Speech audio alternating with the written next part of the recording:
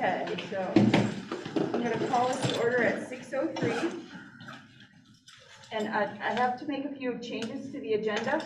So under board management and governance, item A, that report is not ready, so we're going to just remove that from tonight's agenda and get to it at the next meeting when it's ready. We're also going to change item G under board management and governance from an update to a discussion. And then under executive limitations monitoring, a little higher up, we're going to add item E, which is an update on the exit agreement with Lincoln. All right, got Chris as our minute taker. Is there any public comment at this time? Don't see any hands. You don't see any hands? Anyone in here in the room? All right. I don't think they're projecting. Okay. All right. So to sort of make this work, we're going to need 2 executive sessions tonight, and the first one is under Title I BSA 5313A3, appointment of a public officer, and Title I BSA 5313A1B, labor relation agreements with employees. So we'll go into executive session. We have 3 candidates who are interested in the vacant Bristol position. So we'll talk to them one at a time. Hopefully the Bristol Select Board will join us in that session as well. And then when we're done with them, we'll discuss the labor agreements, and then we'll come back. So I expect we'll probably be back in open meeting sometime between 7:15 and 7:30. And then we'll go through the course of the meeting as quickly, as efficiently as we can, because we have another student matter at the end of the meeting that we're going to need to go back into executive session. Okay? Brad, I got your name right here. I haven't drawn it yet. Okay, well, that's a good thing. All right. So is there a motion to go into executive session? Steve? Second. And Krista. All right. So we're going to invite one at a time. So one of the people that's interested isn't able to attend in person, so they're calling in. So I'm going to take that Mr. Mount first because he can't be here, and then I'll just come back and get the 2 of you when we finish with Mr. Mount, and we'll go from there. All right, all those in favor of going into executive session under Title I BSA 5313A3, appointment of a public officer, and Title I BSA 5313A1B, labor relations agreements with employees, please say aye. Aye. Any opposed? Any abstentions? All right, so we will end at 6:06.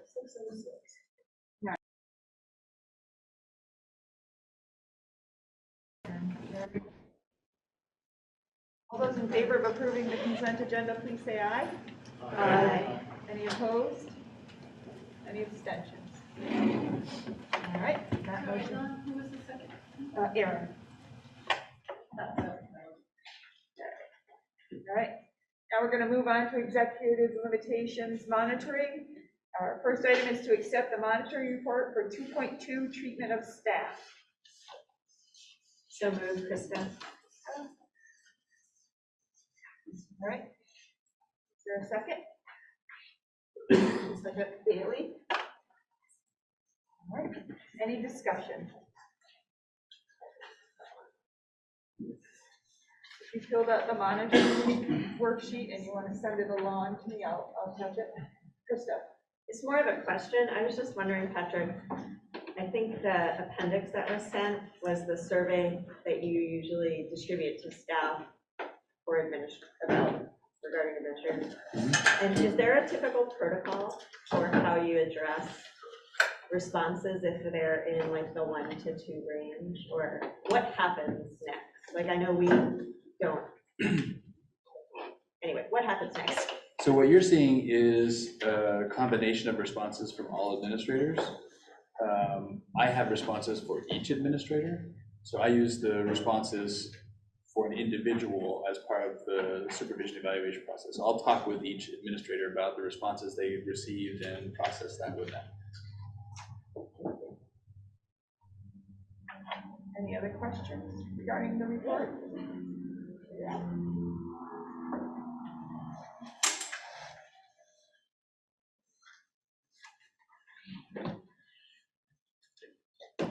Can't tell where everybody is. Where's this back? Yeah, she's there. Oh, there she is. All right. Rob, make sure he doesn't have any. Do you know how to do that thing, Patrick, that, I think Sheila did it last night, where you spotlight people and it pulls them down? Or maybe. You can Ah. pin, you can, I think I need to be a host. you can pin anybody on Oh, the gosh, screen. I'm sure Liz really wants. Now we see that. I'll see if I can find Rob and I can spot him Patrick. as well. And sorry, I just ran in the bathroom, so I may have missed this, but I think it might be helpful just in the future, just, yeah, if there was just a brief description of what, just what each number meant, because there was like, what, the 2, or I think it was 2 and 3 or something for the survey. It seemed like just like a, clearly it was like 1 was insufficient and then 1 was, 4 was a bit. Oh, but so like the values associated? yeah, just like what they meant, what the values meant, just a minor point.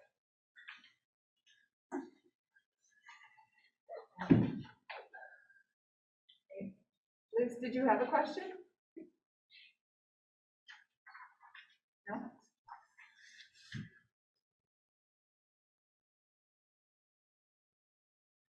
All right. No further discussion? All right. All those in favor of accepting the monitoring report for 2.2 treatment of staff, please say aye. Aye. Any opposed? Any abstentions?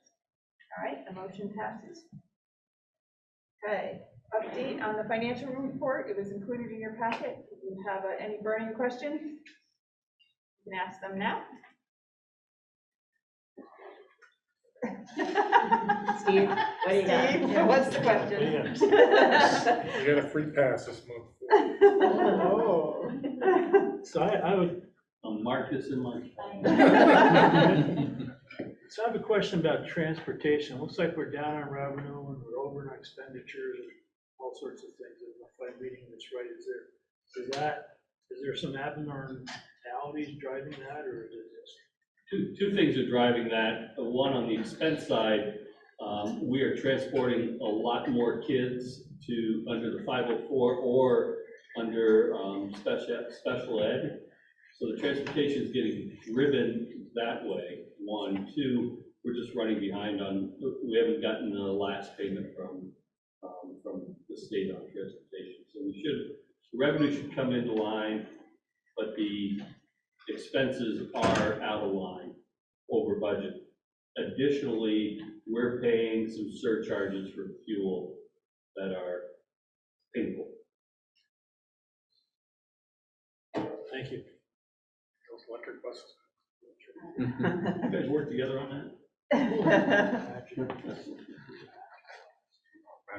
Any other questions around the financial report update? Okay, I just have to backtrack. I forgot to ask you 2 questions about that monitoring report. So just with the show of thumbs, in regards to 2.2, did the board find that the superintendent's interpretation is reasonable? Yes or no? All right. And did the data demonstrate the accomplishment of this interpretation? All right. Okay. Sorry about that. Got so carried away. All right. So now we'll go down to the update, the title funds annual reminder. Any questions about that? Dawn, could you just explain again what this is and the purpose? I It guess sounds like it has to happen Patrick or every year. Katrina. She's ready to go. I can help with that. So this is through what's called the Consolidated Federal Program Grant. So every year, I have to remind the board that we do accept federal funds via this grant. 3 of our elementary schools qualify for what's called Title I funds. So dollars that go to that school to help support vulnerable populations. So we use the money, as I described briefly in my memo, to fund our literacy, math, and social emotional learning interventionists when we have them. and we use it to help support our home to school liaison position. So incoming K kiddos, we have somebody who's been helping with that for several years. Mentoring, student mentoring program is another one, after school tutoring, and some summer. Now that we have ESSER dollars, it's a little, like, which one are we gonna spend first? So I'm just listing things we've done in the past. Sure. And that's Title I. So the 3 schools that qualified this coming year, Starksboro, it's based on their free and reduced lunch percentage from the October census of this past fall. Starksboro was at 50%. I had to apply for a waiver for both Bristol and Beaman this year, which we did have approved. It wasn't approved at the time of my memo, but it's all set now. It's a 3-year waiver actually, which is great to hear. Beaman was only at 32.89. Comparatively, that's low for them.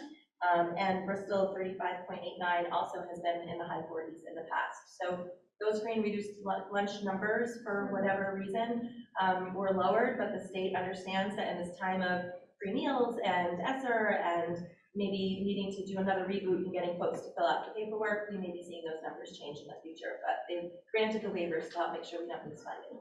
Okay, great. There are 2 other titles. That's Title I that those 3 schools qualify for. Title IIA is also a smaller funding source that we get from the state, and that helps support some of our coordinators, coaches, and our professional development. So we use a big chunk of that this current year, for example, for all 10 of our administrative team to participate in the Center for Ed Leadership training, which was helpful. We haven't had a meeting in a little while, so we haven't determined exactly how we're going to use those funds. The good thing about title funds is that you can carry the dollars over year to year. So as the year goes on, we can make amendments for whatever is coming up around professional development. Title IV is a little bit more directed towards social emotional learning or expertise in learning, which is nice. We've used that to help support some of the projects related to our strategic plan. So in STEM, for example, we purchased science equipment, we helped fund the Milo bus, things like that. As a smaller budget. Well, thank you. Appreciate it. Eric, Bob, is there any risk? I know there's some stuff going through or trying to go through about getting meals for free, like forever. Is there any risk, do you think, to the reduction in Title I funding because of that going through? We tend to not spend all of our title funding, but I don't know the numbers to know. I would imagine my quick response would be, well, yes. Yeah. Because we tie those dollars, particularly Title I, to supporting personnel, that we would definitely want to work with our office to figure out what else could be used. There is a possibility sometimes with personnel that work with vulnerable populations to use Medicaid funds, and I've always kind of thought about reworking that a little bit if we need to. So I feel like we have a little bit of a backup plan as we go, but I don't know how sustainable it will be until we know what the fund really is. So you might have been able to glean a little bit of this from what Katrina shared, but grant management, she touched on a few of the grants that she manages. There are others. Is a ton of work. And you heard a little bit of the depth of knowledge related to these grants that are so much a part of our systems and what provide the support for our students. So just want to acknowledge for a minute that work that is often under-discussed, that is so important, that in particular, Katrina and Susan, as well as the Director of Student Support, there are grants that she manages akin to what Katrina just described. Well, now with the addition of the ESSER funds and how much of compliance there is in red tape and making sure that you're wording things correctly and attaching things correctly, I try so hard to match everything up so that it's so hard to manage if they're not connected. So working with some of those dollars in conjunction with these dollars is really helpful. And you're really supposed to make sure that you are connecting with your community about how we might otherwise use some of these funds. So for this current year, because we did so much with thought exchange and reaching out to the community for the ESSER funds, I've been able to kind of use some of that to match up how we use these funds. Moving forward, though, more around stakeholder engagement will be really helpful, and I might be looking out to some of you to help me with that. But right now, we've got a lot of ESSER money to spend first, and I'll just keep going my course. All right, any other questions? All right. Keep moving along. A staffing update. Yeah, so I think you'd asked for just sort of a routine staffing update given the anticipated challenges, and this is still a very dynamic time around staffing. We've filled some positions, we've lost some other positions. As it stands, I think today, we are still looking for, on the support staff side of things, looking for a few behavior assistants, a couple of school nutrition workers, and a couple of educational assistants. And I think we're still looking for at least one facilities position as well on the support staff side. Professional staff, we're still looking for a school psychologist. We do have a pending school counselor, so there's progress there. Looking for an elementary classroom teacher, secondary health PE teacher, elementary school nurse, social worker, SEL coaches, an early ed teacher, a director of student safety, and multiple special educators. 3 or 4 is what we're starting. A lot of work to do still. Some of these, I could probably look at 3 or 4 of these, thinking professional staff that have 0 applicants. Not 0 qualified applicants, 0 applicants. So great concern there in our ability to fill these positions, and there will come a point where we're going to have to assume the dust has settled to the extent that it will, and have to figure out from there what adjustments do we need to make. There's some of that planning and thinking happening right now, but we're holding out hope that we'll be able to fill some of these. And there are options other than direct employment, such as contract labor, that could be possible, I don't know. Yeah, so I think there's some potential for some subcontracting. We do some of that right now, in particular with SLPs, speech and language pathologists. There's a process though, right? So our contract is pretty clear about where you can and can't subcontract and what the process is for engaging in subcontracting. Some of these other ones would be a little harder to subcontract. One of the other things that I think we'll explore as the dust settles, and this is sort of in line with the cost effectiveness mindset, is thinking about, instead of hiring to fill FTEs, are there ways to sort of divide and conquer and issue stipends to current employees to take on some of this work above and beyond what they're already doing. So that's something that we can continue to think about and possibly explore, depending on which of these positions we're not able to fill.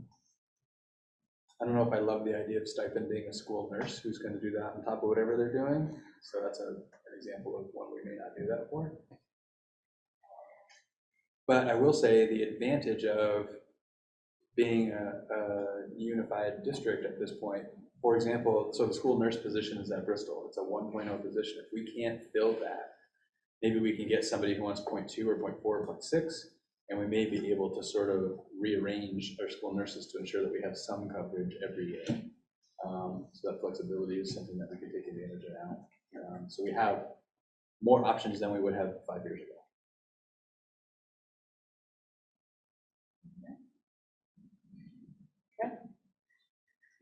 All right. Next is the added item, an update on the exit agreement with Lincoln. Patrick? Yeah, so I think everyone's aware the state board granted Lincoln's request to sort of separate and withdraw and become their own entity. That happened last Wednesday. One of the next steps for Lincoln is going to be to negotiate an exit agreement, a financial agreement to separate from MAUSD. So there's some work happening right now to draft that. So some of the Save Lincoln School group have drafted an initial proposal. The school's attorney is reviewing that. So some of that work is happening behind the scenes now to be prepared for when there is a Lincoln School Board. So the 2 entities that have to finalize the agreement are the MAUSD Board and the Lincoln School Board.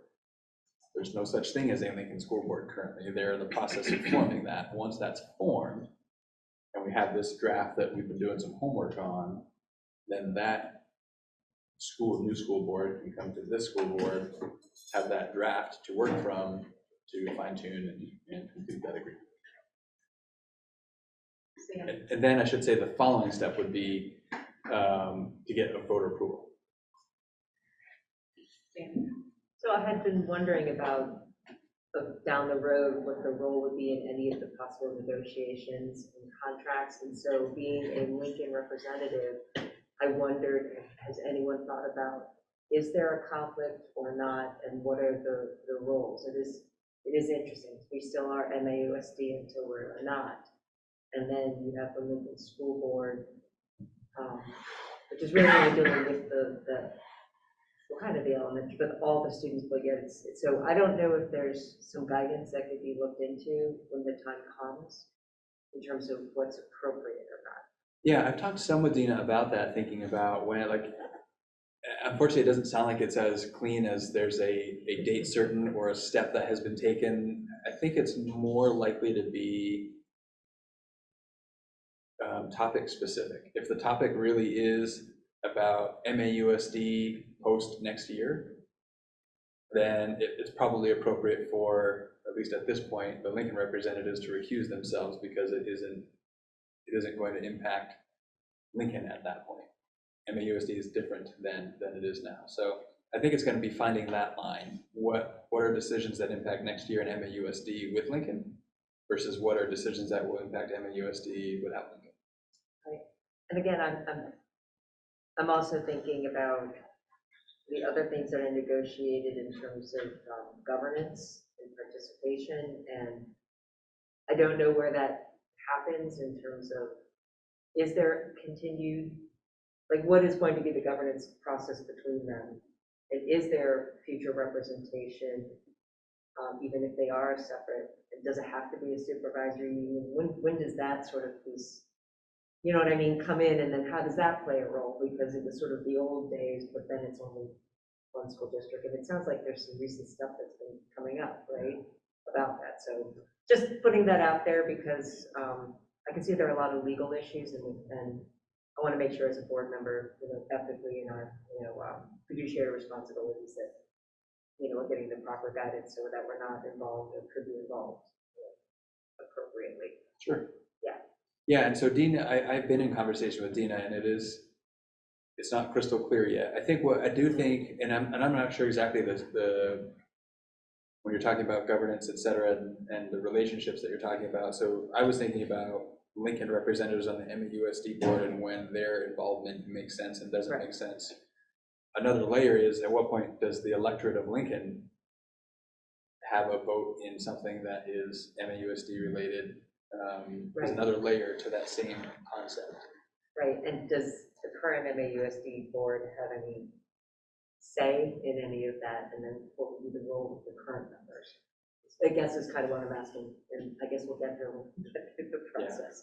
Yeah. It does seem at this point from the town perspective, for example, presumably there'll be a Starksboro vote of the other towns on their vote that they've taken to withdraw, right?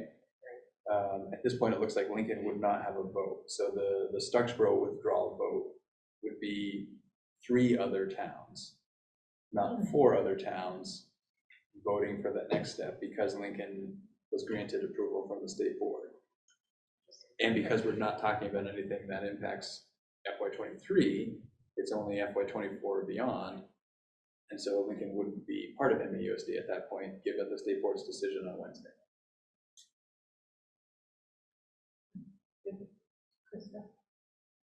I just wanted to clarify, so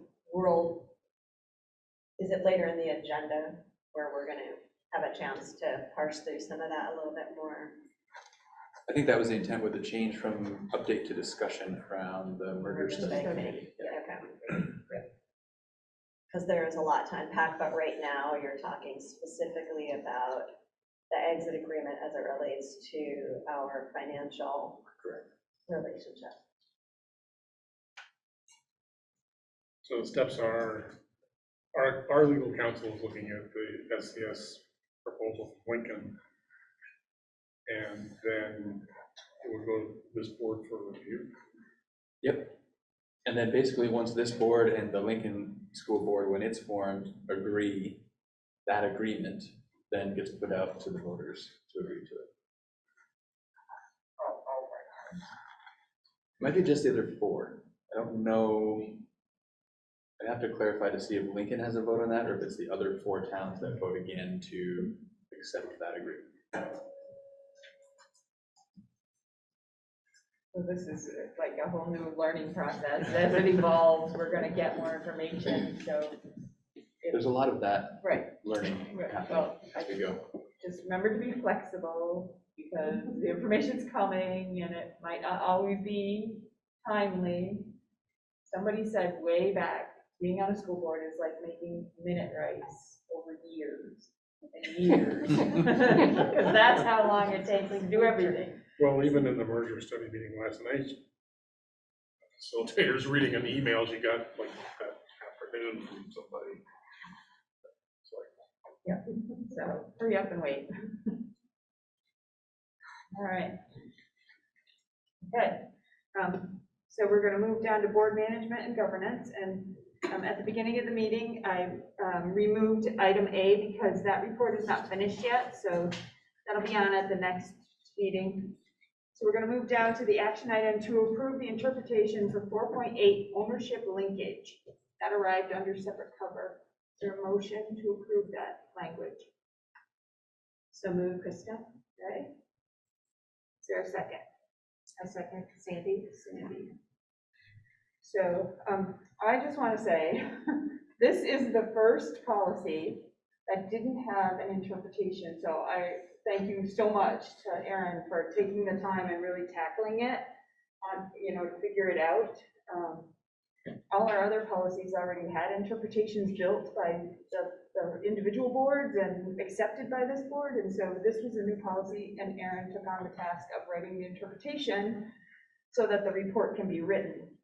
So if you saw something in the report, Erin and I talked, I really tried to convey the idea that if something, she read something and it stood out and it wasn't clear, how would she explain it? So that if somebody, a reasonable board member was reading it, they would be able to understand what we meant by the language. So I hope you all had a chance to read it, and if you see something you think, trips you up or let's hear about it now. Got it. I got a couple of questions. There's comments. So one is, it talks about, and I'm sorry if I should have known this stuff before, but it talks about ownership linkage being, it describes the owners. We don't talk about the stakeholders, which could be a different group of people. Is that intentional or not? I think in most parts of the policy, we use them interchangeably. But I would have to go back and let Steve. I thought that, who's the lady from Brown Duck, Susan. She made a pretty clear distinction between stakeholders and owners. For instance, teachers are stakeholders, but they're not owners. And if this is really centered on ownership linkage, then I could see not necessarily needing to include the stakeholders. It might acknowledge the difference somewhere in there just to clarify it for future reading. I also have to admit, after reading this, I was confused as to the purpose of the exercise. So that's how far in the weeds I was. I thought this was a monitoring report, then I couldn't find the compliance. Right. Well, we couldn't write the monitoring report because we didn't have the interpretations. Right, but and we have to agree on the interpretation as a group in order for the report writing to begin. What's the history of the policy? It's new. It was added. We approved. We approved this like a couple months ago. Yeah. That's, So yeah. That's what was. Krista wrote What have you it been doing this last as a part of her no monitoring idea. report. I am more than happy to change that language from, I did use it interchangeably, from I see, owners. okay. So I apologize for that, but I will change. So I didn't pick up on that, Aaron. I thought the definition was of owners, but then I got to think of that. They're not dealing with group, and we do have the stakeholders. Is that reasonable then to have both? Is that That what was you're my asking? question. Yeah. It might be worth defining that in there. I was gonna say, the just for definition of clarity. it might make it clearer here in ordinance now. What was confusing me was that I do remember reading it. Which is why I thought I couldn't figure out why it wasn't a monitor. Because we read it, but we didn't have anything to go on. Because Erin called and said, oh, I've never written one before, and I pulled it up and I went, oh, well, we can't write one now because we don't have interpretations. It seems like, and I wasn't involved in the drafting of this policy, though, it seems like the intent was to specifically address owners and not stakeholders, right? Yes. That was what. Yes. Okay, just clarify. So, yeah, it seems like just changing. So I had another. Is that Liz? No, it's somebody with an open Oh, mic. somebody has an open mic. Patrick, you might want to set your speaker to the owl. So in item 3, it talks about, in item 2, it talks about broad-based constructive dialogue and all that kind of stuff. In item 3, I'm getting the impression that we're closing and improving, we're doing things. One thing I don't see in there, and it's a real curve, it's a real tangent for me, is some analysis that we have in fact reached a wide spectrum of people in the course of saving and doing that. And it could be as simple as saying, adding a bullet there that says, board can demonstrate that a broad spectrum of owners were engaged in the engagement activities or something. We did sort of add that to the interpretation piece. The last line, a measurable way to determine that stakeholders, which I'll change to owners, are aware of how their input informs the board. So I did, in the interpretation, add that we should have measurable things, because I agree with you, Kevin, that how would we know? So the measurable thing would be measuring the diversity of the responses. Right, yeah. Or more, depending on what we create as our communication and language mechanisms. Krista, did you have a comment? Well, I was just wondering if we could take this feedback and ask Erin to make some of the changes and then review it again. Yeah, we can, After but that. we moved to accept it, so we'll just not, we will vote it down and then ask Erin to bring it back. And that was the whole point of this exercise, just to get us all part of that conversation. Sandy? No, thank you so much for that work. I totally appreciate how hard it is to actually try to pull all this together in policy governance. So I totally appreciate the work. I did not have a chance to read it because I think we just got it this morning. So I definitely want an opportunity to go through it, look at the other policies, and give opportunity to send written feedback because I just have a chance to look at it. But I would love to be able to give some thoughts. Steve? I'm not really sure any interpretations that, well, maybe this is something we've done in other ones, so maybe this isn't a great thing, but it seems a little odd to completely repeat the policy language at the beginning of each of the interpretations. It's just I can the see when you're section. parsing it out. Yeah. I was just advised to do that if I was, because there's multiple points to each point, and Each so, point. yeah, and so making it clear of what each separate point means by highlighting the language I was citing. Yeah, and I think I recall I see that. in the-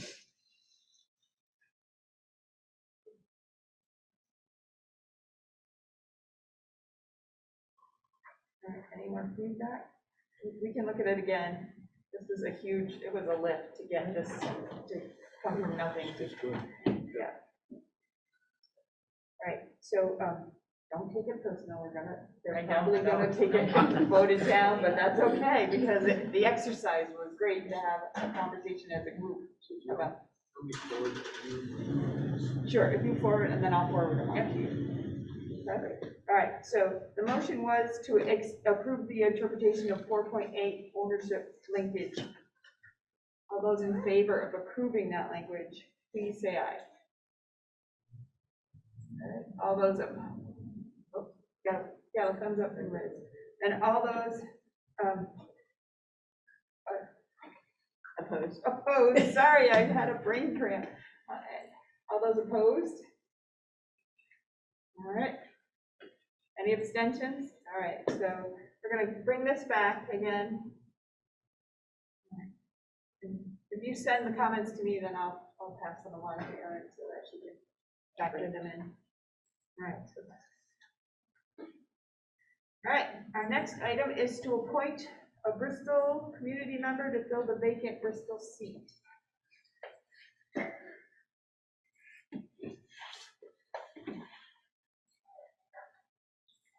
I make a motion to appoint Chris Pearsall as the new Bristol seat. I suppose I should have been a member from Bristol to do that, but I didn't leave me along. All right, is there a second? I'll second, Krista. All right. Any discussion? Any comments? Thank you to everyone who put forth their names, because everyone was very much appreciated. Sometimes we could have more people on board, so it's great. The more hands, the better, so thank you. Yeah. All right. All those in favor of appointing Chris Pearsall to fill the vacant Bristol position, please say aye. Aye. Any opposed? Any abstentions? This, you know, the routine, you just contact central office and get the paperwork filled out, take it to the office, and we will see you at the table next month.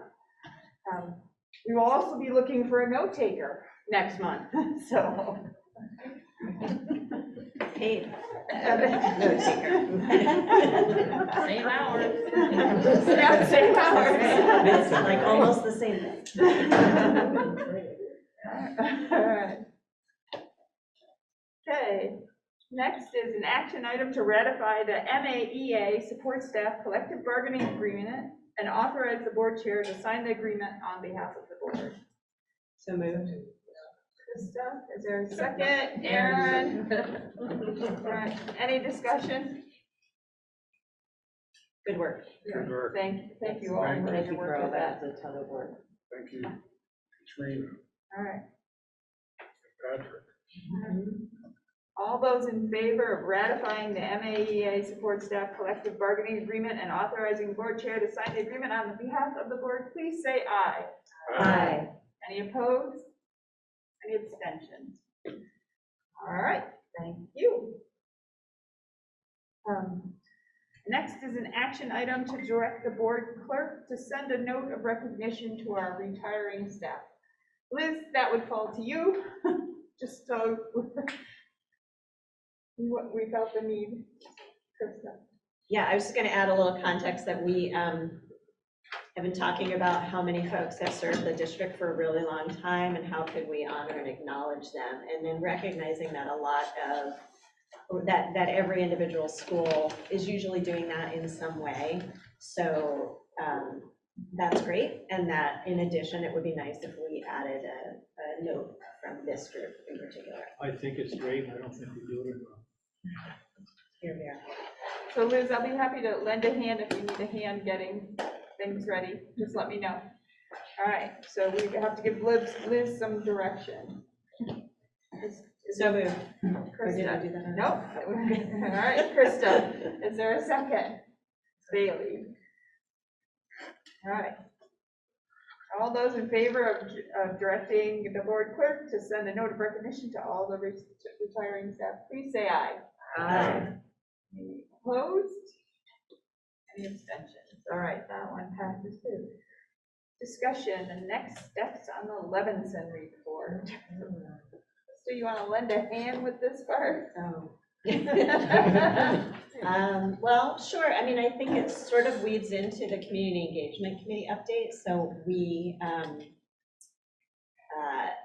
wanted to re-energize and re-engage this conversation as a board, but also with the community, and that's why we did the thought exchange, which the link to the results for that are in the report, and we had a virtual community engagement event, and kind of reminding our community and us about what's in that report. We've already directed our administration to begin the internal work with Nate Levinson around exploring what cost-effective management, bounded autonomy could look like, and that work is underway. But there are a lot of other components to that report that we really haven't even gone through and digested. And I don't think that's anyone's fault. We are putting out fires left and right, it seems like regularly, but it seems like we need to really dig in. What does the report say and what does that mean for us? And as we know, there are other moving parts that keep going along. So I don't really have any specific thoughts on what that should look like. I think we wanted to bring it to this group to say, hey, what should our approach be in that work? Do you want to add anything to that, or?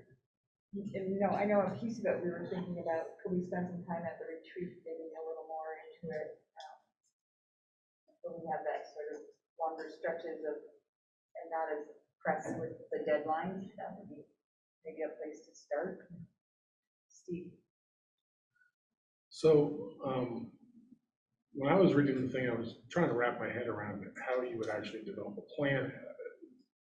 There's lots of suggestions in it, but in the end, you actually have to take the pieces and parts, apply them to what you have to know today, and make some kind of a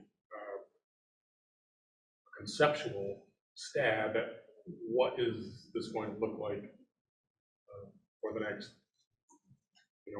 window that's reasonable to anticipate. 5 years, I think, was the term you were using during your last stab at this. So that's why in my comments that I included back to Nate, I said, is there a way to develop kind of a spreadsheet approach where you look at the financial hurdle that you need to theoretically jump through each year, given what you happen to know today, and which of these little pieces out of Nate's report do we want to consider trying to fit into the matrix to solve the problem near term, mid-term, and long term, because each of the different pieces that are in the report either take a certain amount of time to develop, or they don't necessarily need to happen until things get to the point where you may not have other choices. So I don't know if anybody had a chance when looking through all those comments that people put on the spreadsheet back to Nate to look at that example. But it seems like that would be a good thing to develop now.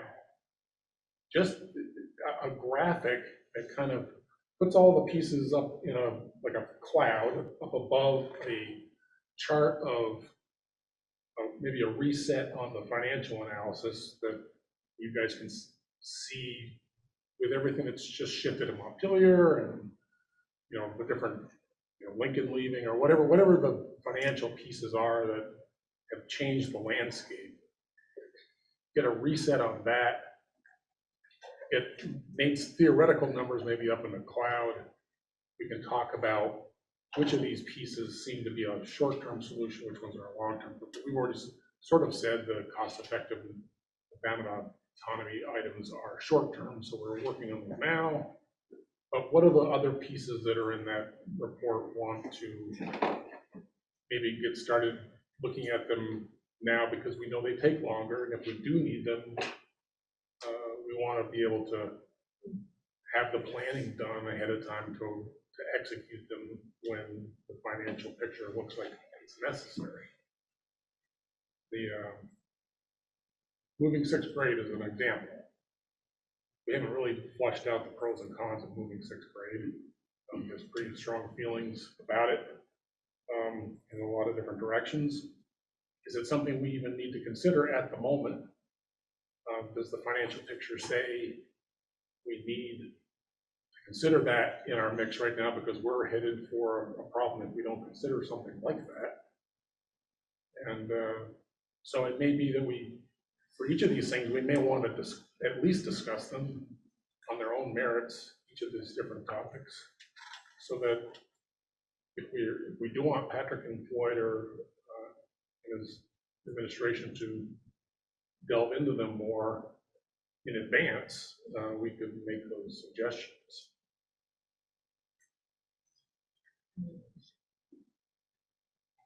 Right. I mean, I assume, Nate has done this before. I wonder, has he made any suggestions about how to put traction to a report such as this, and then what steps ought a board undertake and or direct others to do? I know that, my reading of the report is that there are a lot of different things that we can contemplate doing. But I don't know necessarily, personally, I don't know what are the various strategies. What's the continuum of things we can do from, say, where's the easy hanging fruit and what's much harder and what are the timelines. So I don't know whether Nate has any suggestions in this regard. He has shared some of his thinking more around a few of the first steps that he would recommend, some of that low-hanging fruit that really tied closely with the values and the work that he did there. Really beyond the cost-effective mindset, bounded autonomy, and moving sixth grade and pursuing merger. Like those are the topics that he discussed as some things that are in your first items to really be advancing forward. Those should be the ones that you're discussing. He didn't go beyond that to talk more about some of the other steps that were in there. Sam? Thanks, that actually goes to what my question was, because after the event last night and the work that the Merger Studies Committee is doing, and I appreciated their video where they really carefully acknowledged the information that had been gathered through the work of Nate Levinson's report and talked about it. It made me wonder what our next steps are, and should we be, because I agree, I think the report does focus on those, the cost-effective mindedness, the bounded autonomy, the merger. I think the report is clear that the bounded autonomy and cost-effective mindedness are very much linked to what are you going to be doing with your middle school, high school. And they're together, and it's an interesting process that this merger is over here and then we're here, but so much of what we're doing here really is very dependent upon the work that's happening at the merger level, right? And so I do think that's a plan. I guess one of the things I commented yesterday in the group was that I do feel like people who have children who are in the schools and who are invested in following the process, they need simplicity in knowing. So when all of this happens, what schools are for the most part are going to be open in the plan, like that we know at least for the next 4 or 5 years, so we know this is what's out there. And schools aren't closing. That's not in the plan, even in the merger study, because we're keeping these schools open and we're still working on it, like on every piece as we go. And then from the other side, from the cost side, I think the cost side is a big piece as well, because you have other parts in our community who it's important for them to know that you're getting good quality education. But I think a big chunk in terms of simplicity is what is it costing, and if we're giving up something, what's the cost benefit? Weighing the serious pros and cons of when you're reducing a budget only by so much, what are you getting instead, and how does it relate to ends for the kids, and what are their lives like in school, the actual concrete sort of things that are happening. So I'm very much looking forward to all the work that I know that you're doing on the first part that we directed to do on the cost-effective mindedness and the bounded autonomy. That's like a one piece of the puzzle. But I do think as a board, we have to work with the other two pieces, because one puzzle alone is not going to get us what the report has pretty much said clearly, that all the pieces of this puzzle need to be worked on. So, of course, we only have so much bandwidth, that we can do at a time. So maybe we do need a timeline. I did hear that too from other people in the merger study committee. It'd be really nice to know, sort of really set timelines. Maybe we can do the same thing. So here we are working on this piece of the puzzle, but we understand it's part of a bigger plan, and that this is the timeline within that, as well as, the merger study committee work and their timeline and comments that there was detail around the small schools, but the merger study committee was identified in my group, not as much detail about middle school, high school, what really is going to happen, what buildings, transportation. So I think we have to know that too, because that could be most definitely part of MAUSD's future. So I don't know what the next step is, but I'm hoping we can try to see how it fits in with the timeline and the puzzle. And it sounds like they still have that November, a lot of things happening soon on the merger study side.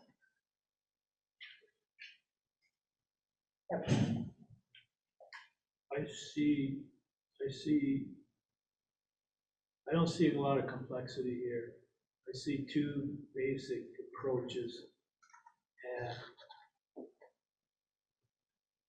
the mergers, the activities within what the merger study committee is considering is, if you look at his green squares within the executive summary, the move of the middle school, the combination of the junior high, combination of central office, all those big things will come to fruition if the merger study recommends and it gets voted. So there's some big ands there. The other aspect is what is going on at the elementary schools. We've already approved and directed Patrick to do certain things. One of the green squares was embrace the sister school concept. The other one that we've already approved is streamline middle management, have leaders wear more hats, and reorganize the budget. I think there's some gaps in the stuff that we should be looking at that level that could obviously go into a merged junior high school situation, but we haven't talked about weighted student funding. And I think that will become very important in the fact that people do not understand what, at least I'm hearing or I'm understanding, people don't understand what a cost-effective mindset is. It's like, well, we should be doing everything cost-effectively now. What else can you do? And if there are inefficiencies, it can't be very significant because we're already running everything cost-effectively in theory. So there's a lot of struggle with what exactly that means. If you draw in student weighted funding, then all of a sudden it becomes real tangible, if you will, as to what you've got to work with at each campus or each school, and what that's going to drive, for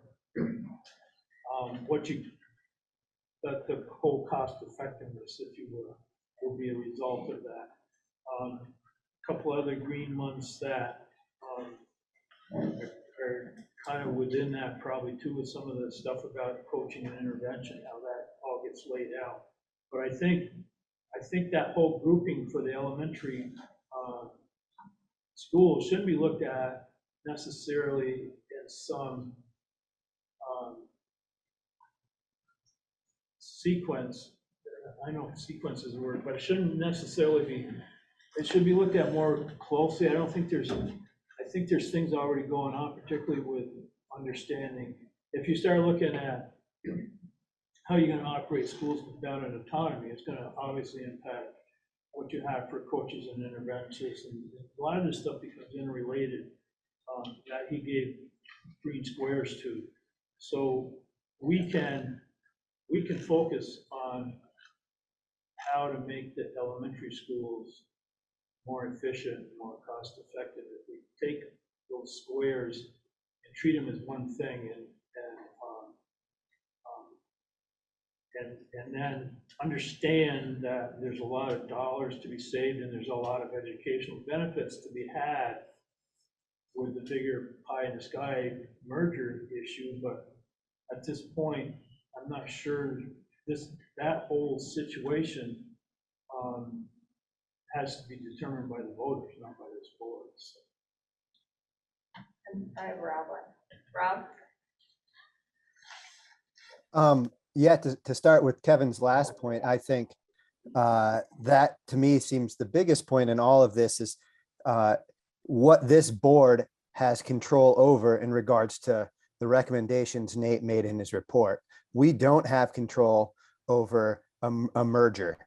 That relies on the electorate. And so I think, if we're going to put all our eggs in that basket, that's going to keep us afloat.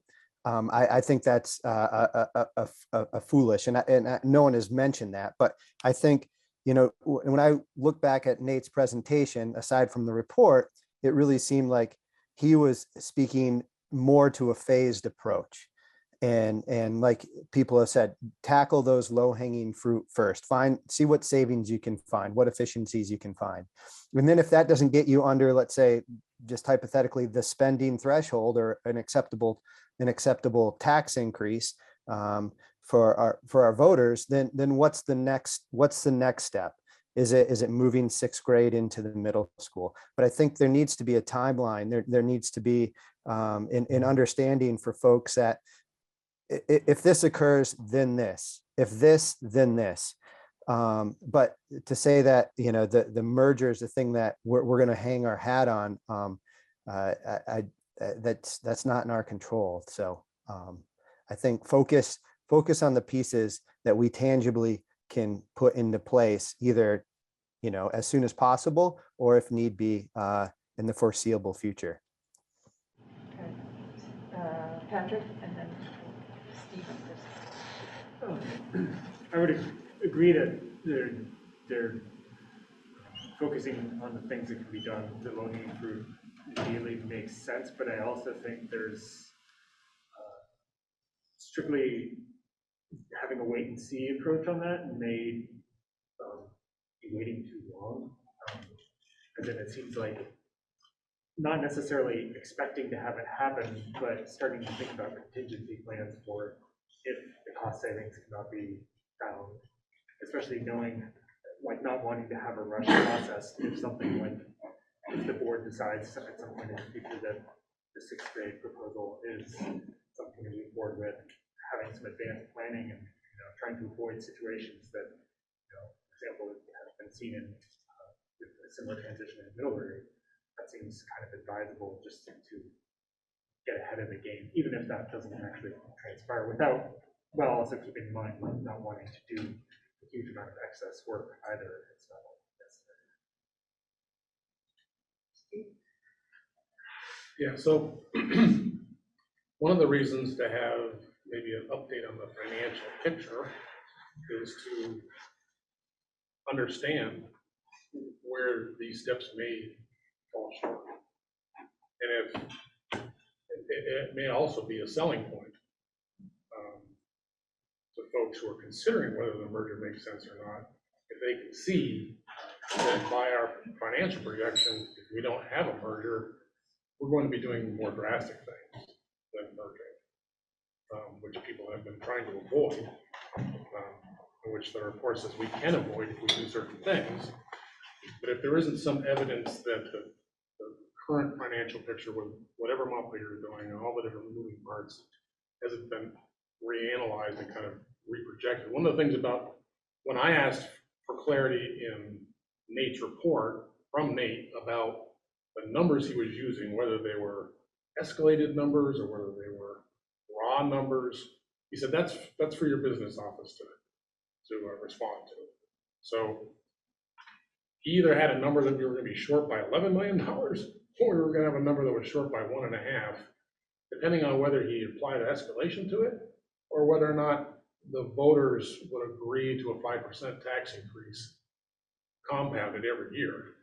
So those are two giant spare numbers that you got to kind of get a little more clarity on, and then apply these different pieces to, in at least a theoretical framework, so that you can say, okay, well, yes, we do need to consider sixth grade moving, and we do need to think about it early on and not surprise somebody with it.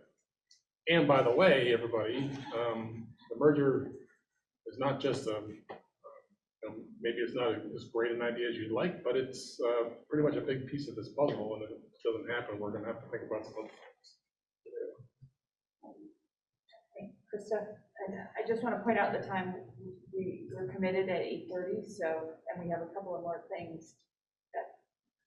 Yeah, so to that end, I'm wondering if it makes sense for us to perhaps by the August retreat is the time frame, maybe not, but if we look at the August retreat as a time when we can have the updated financial picture, and maybe there's some folks, Steve, that would be willing to pursue that spreadsheet idea. And we may, I was trying to find the merger study committee timeline. It sounds like by the August retreat, there will be a report that they will have produced. So I wonder if our time at the retreat would be well spent with updated financials, this sort of spreadsheet that Steve is describing, and that report, so that we can then do what I think is a really good idea, which is to look at, okay, given our financial state right now, we will look at these options. If we move to this situation, we will look at these options, the if this, then that scenario. And that will help us to really both respond to where we are now, but also to plan ahead a little more clearly and not be reactive. So I think, since we do need to move things along, if people think that is a plan that is timely enough or has enough meat to it that we can work with, and I don't know if you have any thoughts, Patrick. The other thing we will have, I think in August, is more information from Nate on the cost effectiveness piece. So that's the other big piece of the puzzle. So it sounds like that's a time when we can really look clearly at some specific info and make some actionable recommendations that are based on, the if this, then that model, which is something that Nate suggested that we do as well. Sam. Thank you. Kevin, thank you for reminding me to look back at Levinson's report and the executive summary, because you're right. He actually sets out 1, 2, 3, 4, 5, 6, 7, the major green blocks, that to follow, and the accompanying numbers of savings that come fiscally with those particular actions. And so you have the cost-effective mindedness, you have even the sixth grade. But really one of the biggest is G13, which is combined Mount A Middle School and High School with band SWD. And when you look further in the report of what does he mean by combine them, he means have 1 6th through 8th grade and 1 9th through 12th grade. So that number is connected to actually having 1 middle school between the 2 districts and 1 high school between the 2 districts. And that's that savings, why it's green, not just the other things. And so I wonder if at this MAUSD, we're looking at the merger study committee and what they're doing, but in terms of our work, do we want to recommend what we think of, like, from our perspective fiscally, what we needed from a merger? If based on the information that we had Nate Levinson do, because that's our work, and I imagine our own communities are looking to us to say, does this make sense with all the work that you guys have been doing? And then see what's happening, because I do think about that. I mean, we really addressed the small school issue. We got that input from the community pretty clearly, and Nate spoke to that. But the part that I feel like we don't have a linkage is what do people, he actually said it's really divided, interestingly, what to do with the middle school, high school. That was one of the areas he identified. And I'm wondering if we need to do some work there, because that is a huge chunk of all of this working together, and how do we get a connection to say, I was really impressed by what he got from the CEC committee he did on how strongly people felt all across about keeping the schools open, it's little ones, but I didn't get a clarity on what to do about middle school, high school from our owners. I don't think he did either. Yeah. So I'm wondering, as a way to move this along, Krista's thought of if Steve, you could work, I wonder, Kevin, if you would work with them and the two of you present or come up with a sort of way to work us through it at the retreat, you know? Sure. If you'd be willing to do that. And that probably ties to the financial forecasting that you were talking about, with that sort of if-then concept there, so we can Yeah, there's a support that pretty- too.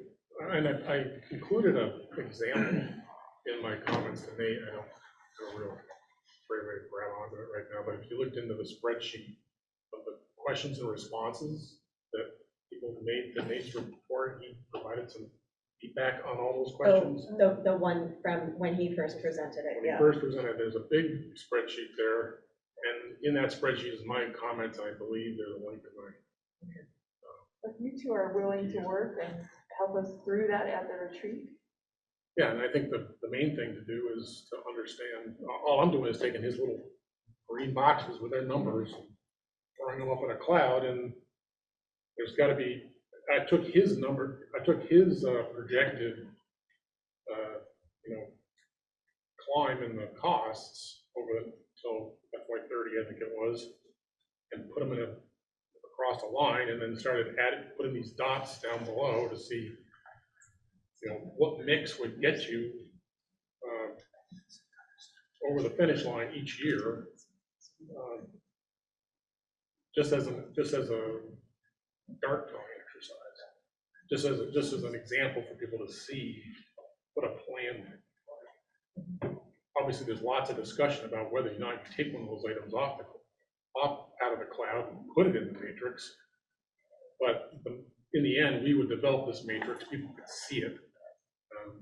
We get comments back on it, and people could use it as a planning tool. Just quickly, We Floyd's gotta involved. move on, because we have. I know, but Floyd needs to be involved because with the weighted study, if it's passed, all these numbers could be different. So, Oh, that was my point. Yeah, is that exactly. So There's you're lots and gonna lots be of doing that. Got it. stuff that needs to be updated I'll at talk this to you point, so. we can talk.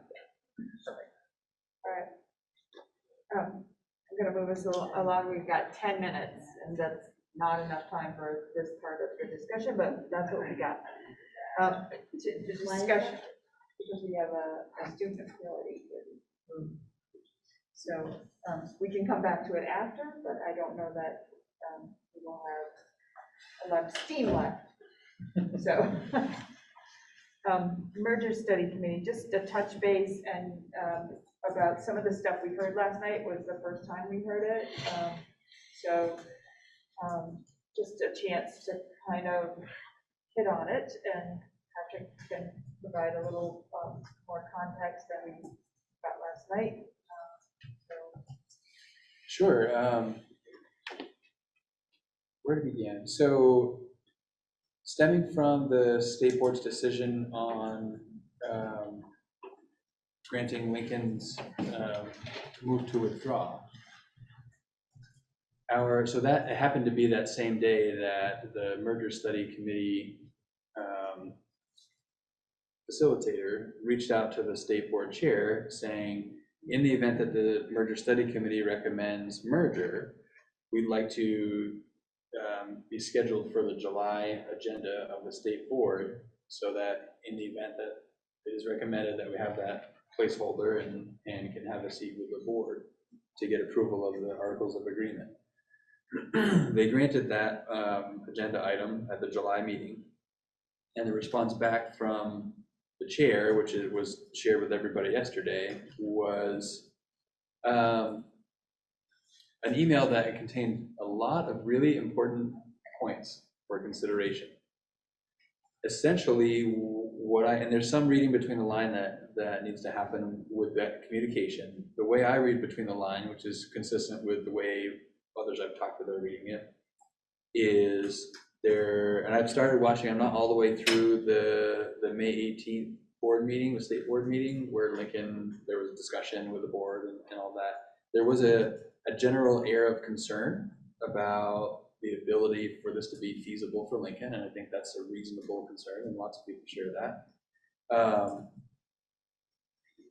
The difference being Lincoln's approval was not conditional. Ripton's approval was conditional. So Ripton has an out that it doesn't seem Lincoln has. So part of the concern coming from the state board chair was, it seems that there's at least a potential that Lincoln would be out on their own as a standalone district. And there's concern about what that might mean for the students in Lincoln. And part of what the state board will need to weigh is, even though they may not want to force a school district, a unified district, to become a supervisory union, that's not something they're interested in doing. They made that clear with Ripton. If their options were to feel like they're leaving a towns full of students stranded, or force a unified district to become a supervisory union, they may exercise their authority as the State Board of Education to force a supervisory union. Presumably, and again, a lot of assumptions and read between the lines, if they do force MAUSD to become a supervisory union, that includes the Lincoln School District, potentially the Starksboro School District, depending on that process, presumably they would probably tuck Ripton into that supervisory union as well, if they continue. So that has pretty significant implications for MAUSD and how we operate and our governance structures, et cetera. And so the encouragement from the state board chair was, you ought to be thinking about coming and sharing your thoughts on that potential with the state board at the June meeting. Well, didn't we have to join into a supervisory district because the state required us to form? When under Act 46, it was essentially, the message essentially was, you can choose to do this yourself, or we can do it for you, was sort of the underlying message, I think, that a lot of people took away from that. I think that's maybe what you're referencing. Well, So They would we then force us voluntarily, to break up. so we voluntarily merged. Other districts were forced into a merger. So I had a couple of questions. The state board's vote to allow Lincoln to withdraw without provision, is that without inviting our district to participate at all? Is that unprecedented? I don't know if it's unprecedented or not. There's a question about whether that's best practice. And I think the process, as I understand it, a long time ago, Lincoln asked to be on this May board meeting, May state board meeting. At some point in time, they were, as I understand it, sort of uninvited from that meeting. And then advocated very strongly to be re-invited to that meeting, I think with relatively short notice, and were granted that option. And then my other question was about what we voted on when we voted as four towns to allow Lincoln to withdraw, was based on the assumption that there would be no negligible impact to our district. So does the validity of that vote change if suddenly there is a negligible impact? Or In other words, I don't know how many folks went to the polls thinking that our district would be potentially deconstructed. Right. I don't know the answer to the validity of that vote. It's hard for me to imagine that vote notwithstanding. If the vote happened, it was confirmed, it's official, it's in the books. I don't know what it would take to overturn that. I'm not sure if there's something that could do that. Steve? I'm curious also if I heard something right last night in that update. one of the issues that drove Lincoln to withdraw and what drove Starkville to withdraw is the concept that I explained, that I had explained to me by Herb, that the, once we did merge with the Virginia's district, the towns that formed MAUSD would no longer be a party to that agreement, so they couldn't withdraw from it. But I heard last night that that was fixed. Like they now will allow a town to pull out of an agreement on an agreement, the second, tier of the merger. The town that was originally in the first merger can now still withdraw from the second merger. Correct. So H 727, which isn't signed into law yet, unless it's happened in the last hours and I haven't heard about it, it's essentially sitting on the governor's desk or in the process of getting to the governor's desk. As it's written, it makes it really clear that a town can withdraw from that next level merger. So if we become something together and a town doesn't like that, the town can engage in the withdrawal process. And now H 727 makes the withdrawal process really clear. Sets a high bar for describing the conditions, like for basically proving that you can withdraw successfully. But it's clear that it can be done. So Dan French had recommended in the Ripton situation that Ripton's desire should not impact any other district's operations. And the state board went along with that. From what I'm hearing now is the state board is getting weak feet of that, or wobbly feet about this. And would Dan French have the influence to continue with that tack, or the desire to continue with that tack, that other districts shouldn't be impacted if they don't want to be?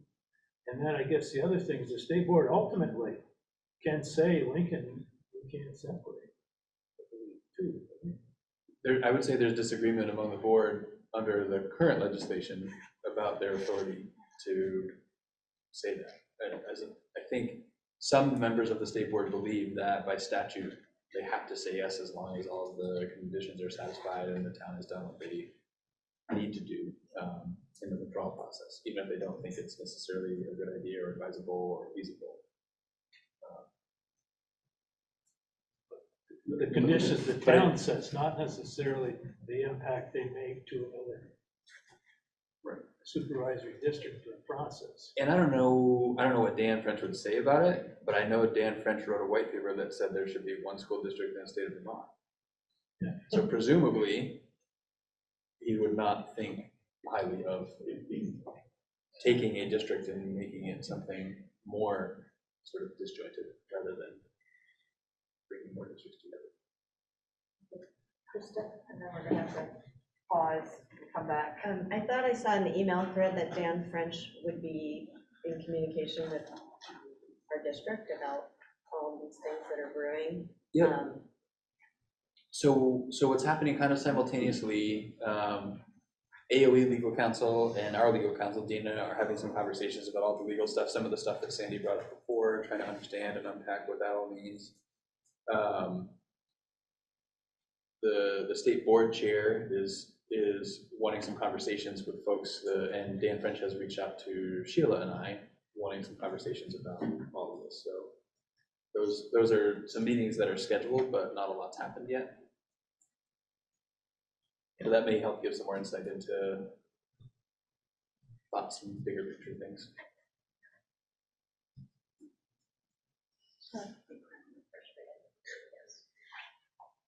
All right, so we're gonna have to pause.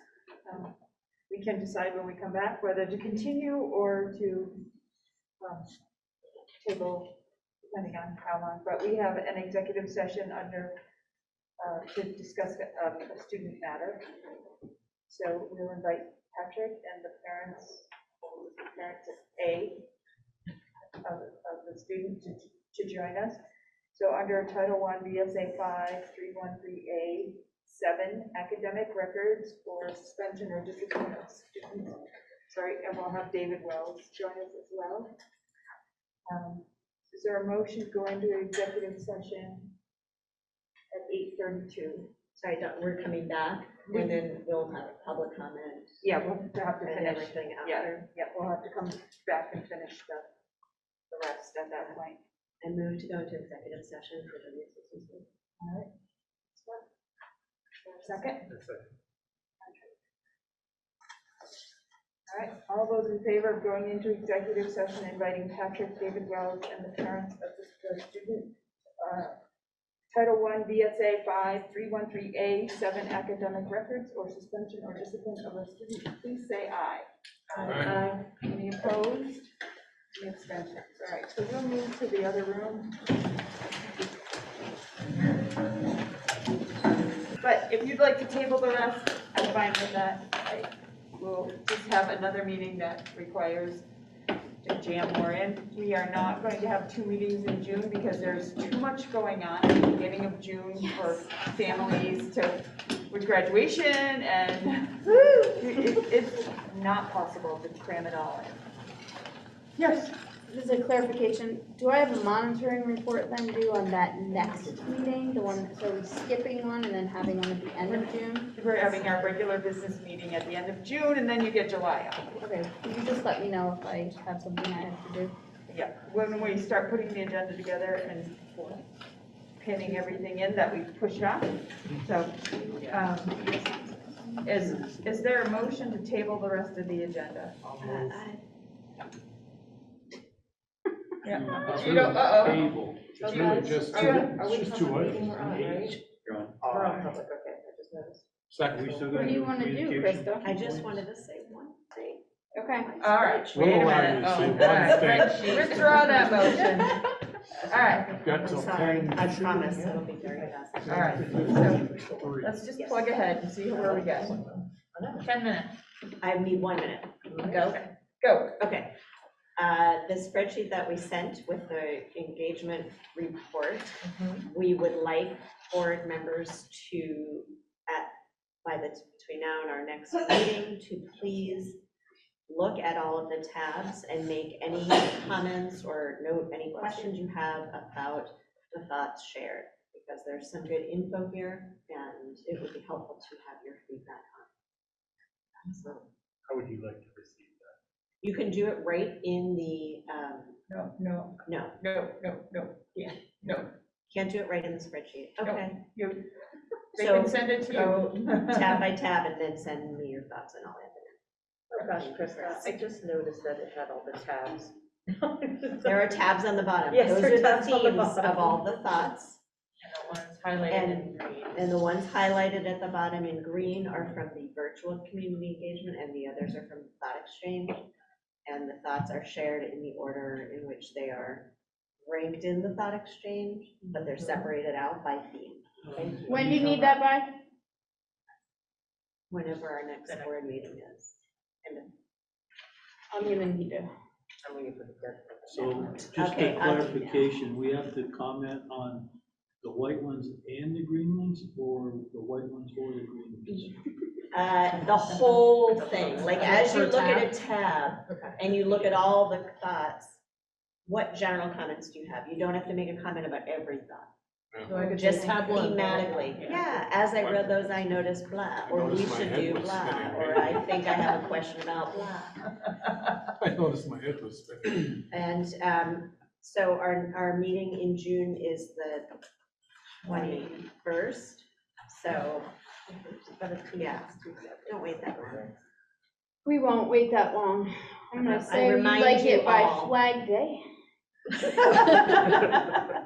Well, it would be actually good to have it before the meeting, Isn't our so meeting people on the can look at it 28th? before the meeting. I have us on the 28th. I have us on the 28th. Have it by the 21st, and I will send you a reminder Thank you. Oh, that'd be great. on the 14th. Flag Day. Is the 14th? I'm all done, thank you All right, for humoring me. And Erin, who helped, thank you so much. thank you both for thank doing you. that. Huge. All right,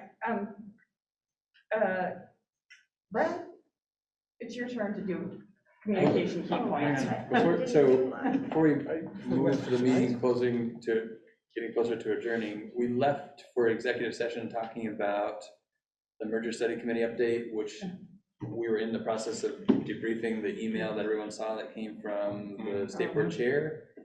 in which he said clearly, if this board has a perspective on implications of being forced into a supervisory union, you should be thinking about sharing your thoughts on that with the state board at their June meeting, which happens between now and our next board meeting.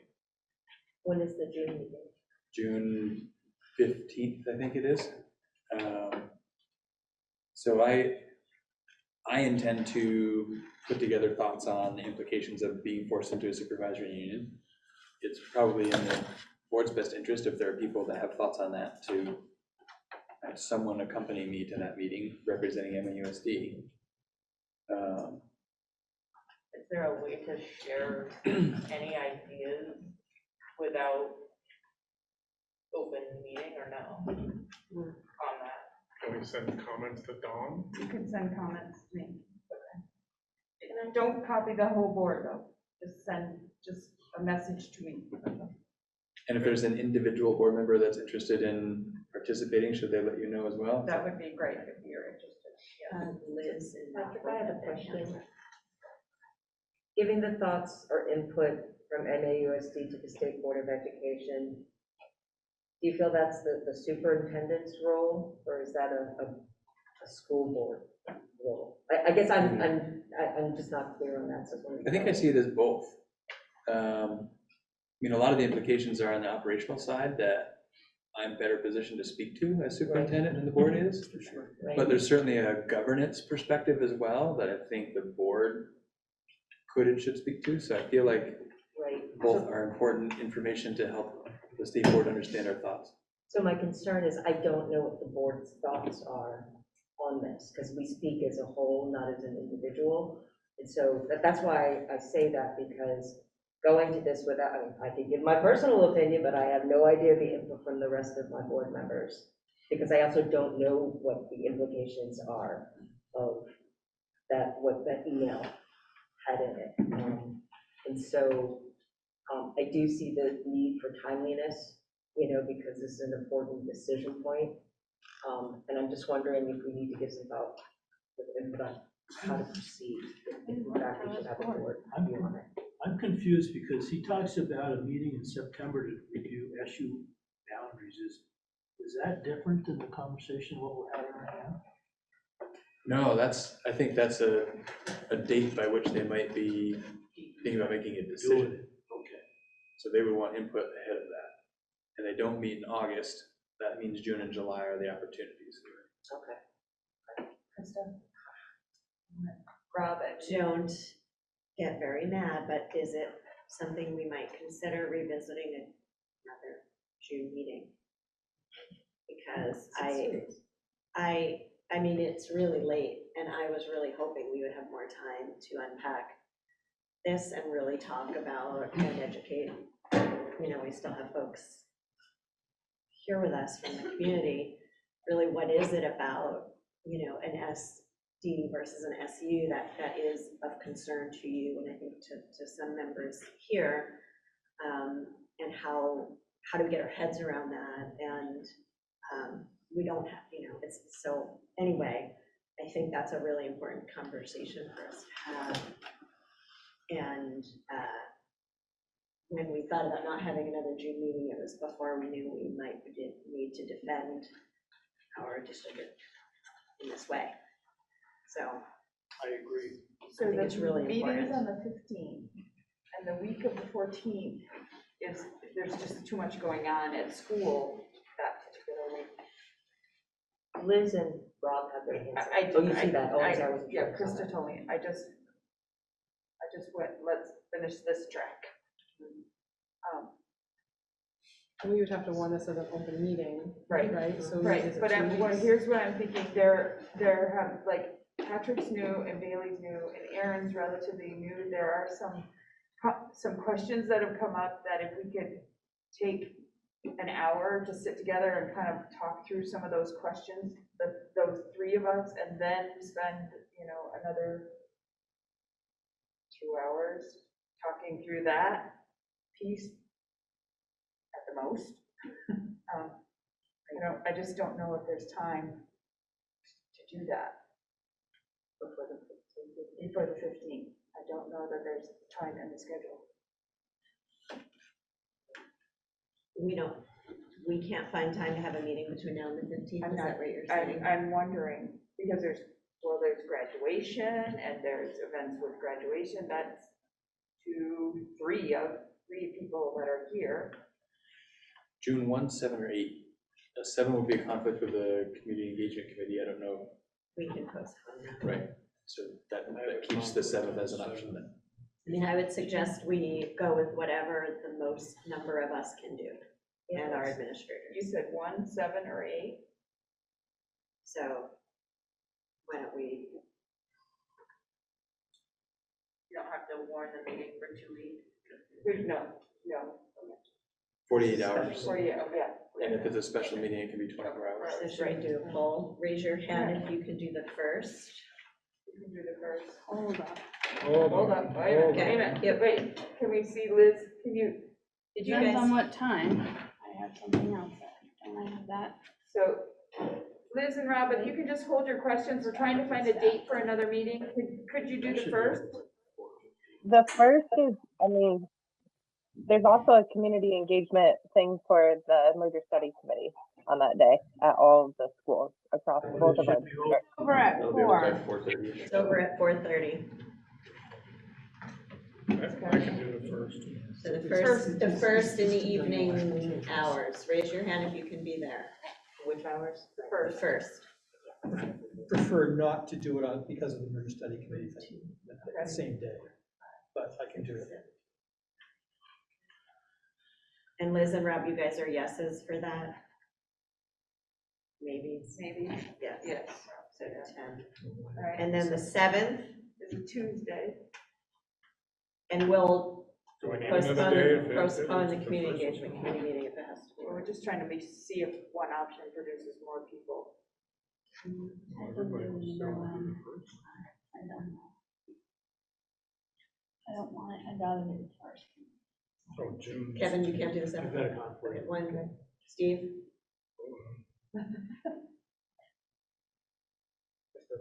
I can do the 7th. 1, 2, 3, 4, nope, 5, 6, 7, 8. And then what was the last one? The next day. The 8th.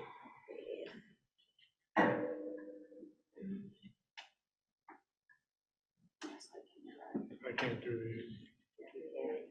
1, 2, 3, 4, 5, 6, 7, 8, and what are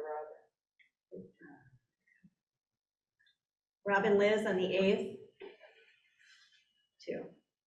But you can't be there? Oh, I can, Oh, you can. so far. Wait a minute. Sorry, can you keep your hands up for the 8th again? 1, 2, 3, 4, 5, 6, 7, 8, 9, 10. So the 1st and the 8th are both 10 of us. How many of us are here today? What's up? Are there 11 of us here today or 12? Chris isn't here, so she would be the next. So all 11 can make the first? 10. 10. 10. So I can be there the first if I have to. It's not what I want to do because I'm going to be doing so much that I day. can't, I'm gonna retract my first. I just want You're everybody to retracting be your there. first, so now we're down to Yeah, 9. 10 is just really. So it sounds like the it's tough. So the 8th then? Steve, can you really not make it I can't. at all? Will you have us? It's gonna happen by Zoom though. Okay. Can we do by Zoom or in person? Okay. All right, what are we I know, saying? it's just The I think it's 8th? so important. The 8th? So we're kind of going back to the first with Zoom. No, because we had 2 people jump off the No, but first. we'll go on the first. What? Oh, we're just having this conversation. I've been Oh, talking to okay. Brad about, as long as Okay. we can be by Zoom, June 1st. do the first, because I want everybody to be there, so. Okay, Okay, thank you. so Plan we'll. for 6 to 8, and if it ends early, then everyone's happy? Yes. Yeah, can we build in a little time for the new ones to come and just talk with you and I about those questions, you know, the meeting we used to do at central office? Sure. Just talk through. So we'll be 6 to 8 and then a smaller group before that. I'm gonna have to check my 5 to 6 schedule. Okay, well, even if we could do 6 to 6:30, just a half hour to. Start the meeting at Yeah, 6:30? Extra half hour helps me, actually, coming from Burlington, so Start for that. You can't be here before 6. Let's just 5 kids a week. Well, that would be That fun. brings it real. It's real. It's real. Okay, so 6:30 on the first. What are we doing? We're meeting. We used to have a meeting. Yeah, we used to have a meeting where the new people got together and we just had a time to sit and chat and ask questions as they come up, like, hey, what does this mean, or hey, what do we do? And we haven't done that. Everything, like general. Yeah, general board questions, like, okay, I wanna know. And that's not like a public meeting, it's just like, what do we do about this? Yeah, yeah. Well, All right, now, what was, I can't see Rob and Liz, so. Okay, Rob, do you want to unmute? So we ended up with the first? The first, yeah. Alright, so we're back to 2 meetings. Sorry. It's a lot. Liz? So one thing that would be helpful for us to have before we do that meeting on the 1st is that the Agency of Education, or the State Board of Education, because I watched that meeting as well on the 15th, or the rerun of it. And so there was a motion that, because the board approved a motion for Lincoln, and then there was, it said, if the board approves Lincoln's withdrawal, then the board may also wish to consider the following motion. And then, so if we could get that motion to our group before that meeting, it'll help us understand what feedback they're looking for from us. And so it's just a part of it. I won't read it all right now, but we can look at it before then. And as far as the insinuation that they would potentially assign us, like, so I feel like there are interests out there for the state board to take the responsibility of assigning a withdrawn district to a supervisory district, right? So that's an interest. And then there's an interest to not deconstruct districts. And so part of that meeting was about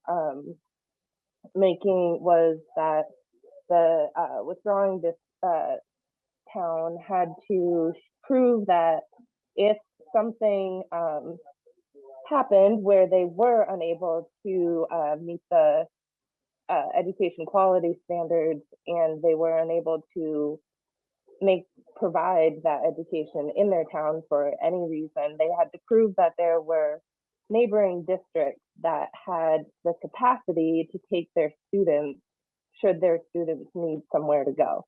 So they did reach out to neighboring districts such as Middlebury to confirm that if they were unable to, which obviously is not their intention, obviously, that if they were not able to follow through on this, that there would be other schools that would be able to take their students. So there is more to it. And I think it was a really interesting meeting if anybody has the time at some point to listen through that. So there's a lot to it that we want to think about at this meeting on the 1st. Just one thing I'd add to that is MAUSD is a neighboring district as well. So they reached out to me asking about capacity to take on their students. So all that information, if you go to the Vermont State Board of Education, is there, and the links are right in the minutes. You can just click on them and get all that just by going to the state site and clicking on the meeting minutes. Great. Okay, Rob? Just a clarifying question. Is that meeting also on the 1st an opportunity for us to talk about the articles of agreement that have been drafted? I would ask that we wait on that because they may revise them and there's no sense in us hashing through them if there are going to be revisions coming. I think we need to wait, and then we can discuss them after they've had their opportunity to make revisions. To follow up on that, would there be, we spoke as individual board members last night to the committee. I think it'd be wise as a full board. I don't think we'd ever get anything unanimous, but if there are certain articles that we feel would be more beneficial for our district if written differently as a board. I think that would be wise before they go to revision, that we put that forth, or those revisions. Okay, I'm not sure what their timeline is for their revisions. We have a meeting on June 5th. You have a meeting on June 6th. But we'll have to see when, I guess, we plan out the agenda. See, Krista. I would just say that I think our priority right now is dealing with what is coming potentially down the pike from the state. And I think it's an unfortunate, I personally think it's a really unfortunate distraction from being able to look more closely at the merger study committee articles, but that's the position we're in.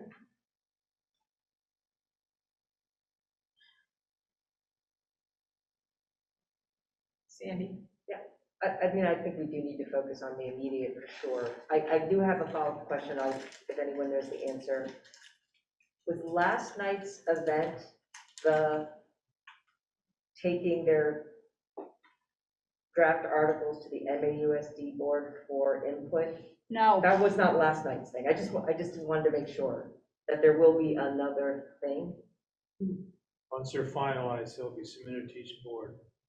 Oh, once they're finalized, thank you. Okay, so this was, so I guess what Rob was saying is, do we want an opportunity before revision, which might be finalization?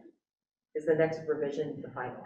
So I just didn't understand the process that was. Just as folks are contemplating our next meeting and reading and preparing their thinking, one of the things I think I neglected to mention is there's a question, if we are forced to become a supervisory union, there's a question about whether or not that negates our ability to merge. Because we're no longer a district at that point. So a supervisory union merging with a district is different than two districts contemplating merger. So It's a good question. So timeline wise, the state is deciding in August, June? Well, they're gathering data. September, but the articles for merger, we're voting on those in, November, right? There's something in July. The state board will see those in July, Okay, assuming the merger study committee recommends. I was just thinking of these kind of. There are many ships in the harbor.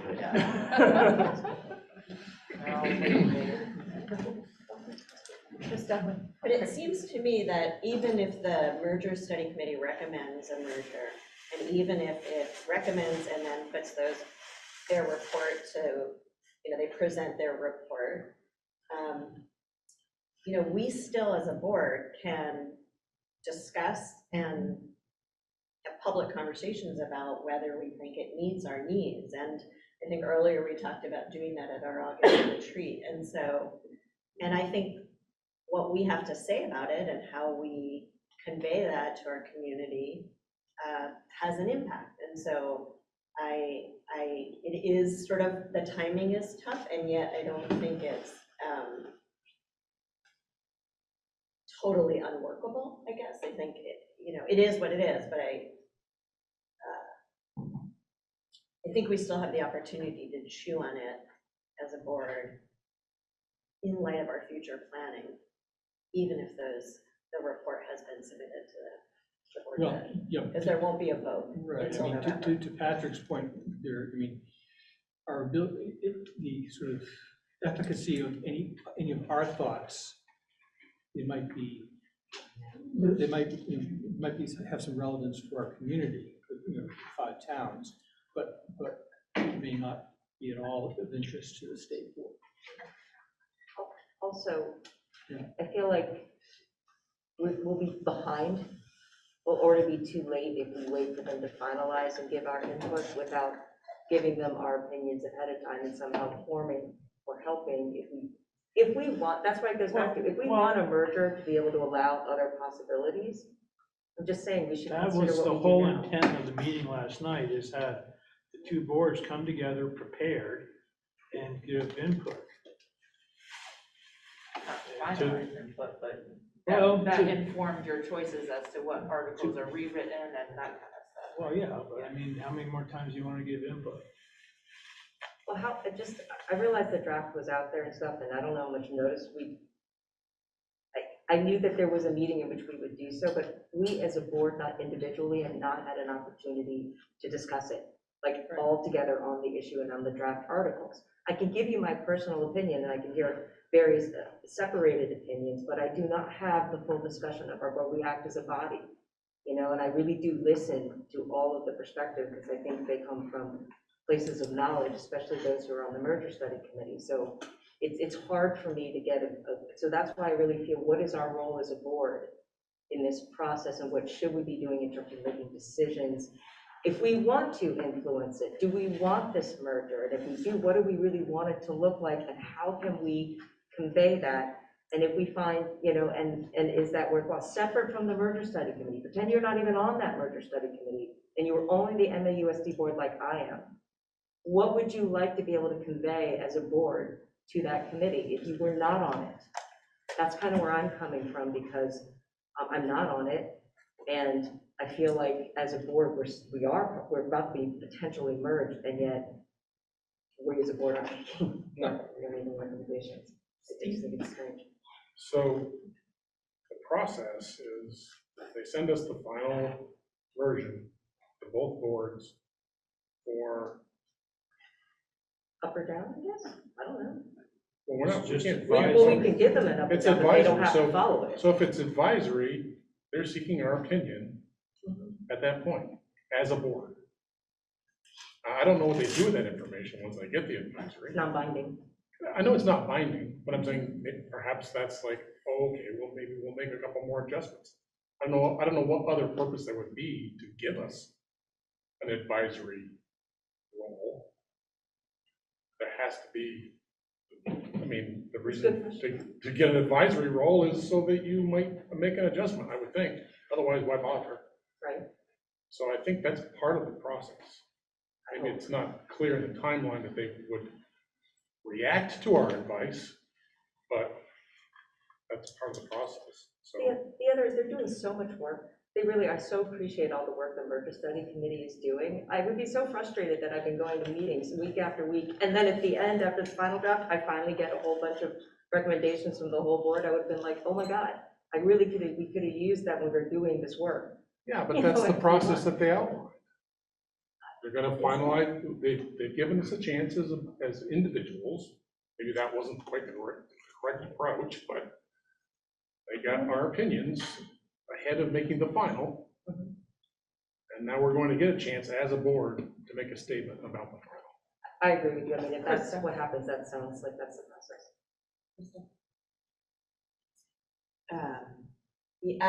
I'm just wondering how, so we had our meeting with them last night, and then we're invited as individuals to participate in the thought exchange. And I think those are two really good places for us to add our input and to indicate that we're board members. I understand there's value in this body trying to come to some consensus around recommendations we might make. And I wish we had more time to do that. And I just want to say again that it's really frustrating and also ironic to me to hear folks say this merger study committee is rushing, and yet this withdrawal process has been rushed through, and now we're being forced to deal with potentially the dissolving of something that we've tried to build together as a community. So I don't know what to say, except that I just feel like we're really stuck.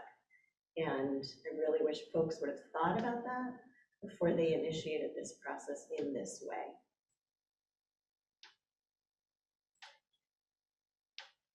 We're being hamstrung, and it's really a bummer.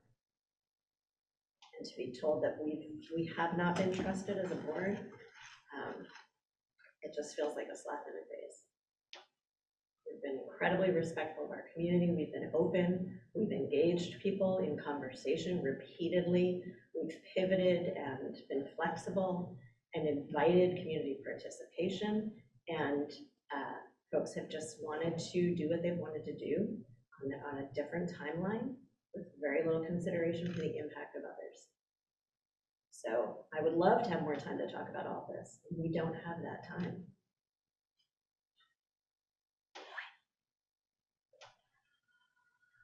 Well, I know. Can we do like highlights or whatever it's supposed to be Yes. doing? Brad, I was asking if you would write up the meeting highlights. And Sandy, did you write those? We need those too. Completely forgot. I will go back. I have my notes. Sure, I will. All right, I will do it. so, board members, do you have a topic you'd like Brad to hit on and his meeting highlights? You can send them to me. Think about tonight's meeting and the high points. Right, exactly. All right. Krista, are there still people online? Yeah, we should cover Yep. Is there public comment at this time? Krista, I can't see you, so. I don't see any hands yet. All right.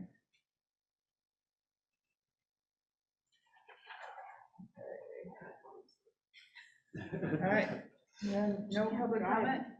Let's hit this survey. It's gonna load.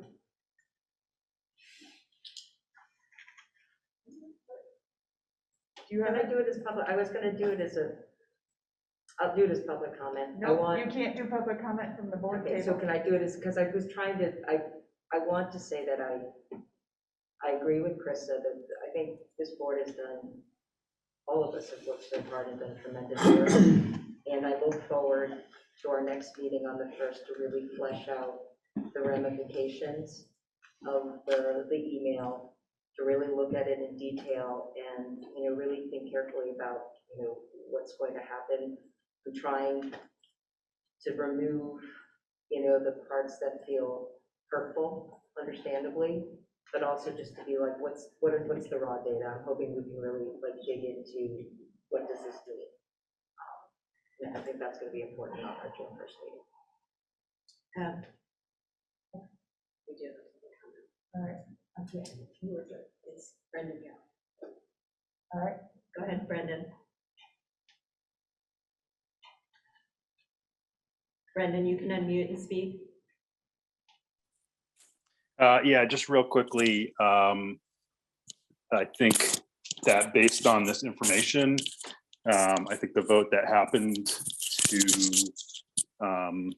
you know, allow Lincoln to separate from the district feels it was pretty uninformed, and I think I personally know a couple people, at least a couple of people that probably wouldn't have voted the same way if they knew the impact of this. So I encourage the board to take that into account, and I think we should be thinking about, you know, the impact of this. And you know, like I can't think of a better example of an uninformed or you know, misinformed public for a vote, and I think it's really unfortunate. Thanks.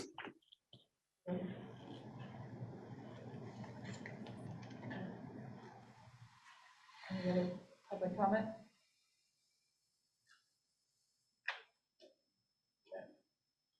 I don't see it. All right. Well, we made it this far, we might as well finish. What was the level of engagement of all board members, high or low? Aye. Was the agenda followed? Yes or no? This is a bitter argument. It was modified. Sure. All right. Does the chair effectively establish the agenda and materials for distribution to the board? Yes or no? Yes. Yes. Still thank you on the notes.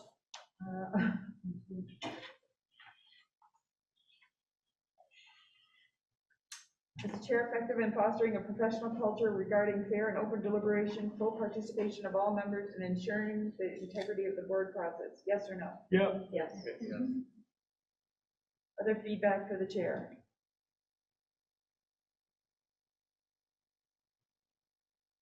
What went well with the meeting?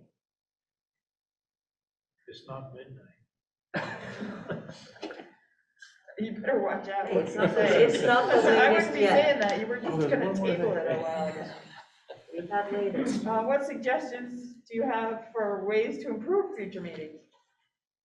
Lawn chairs. Lawn chairs and food. I know it's not possible to limit the amount of executive sessions because they're the emergencies, which there's no way of avoiding it. Whether it's possible to move other things off if we know we're gonna have it though. That's because just, I know, it's probably impossible, but just putting it in there. Because I appreciate the difficulty. And I think we have to continue to remember that we've talked about having committee structure to sort of unload some of the burden on committees as a whole. That would help our agendas immensely, I think. I know it's on, it's in our plan, but just don't want to forget about it.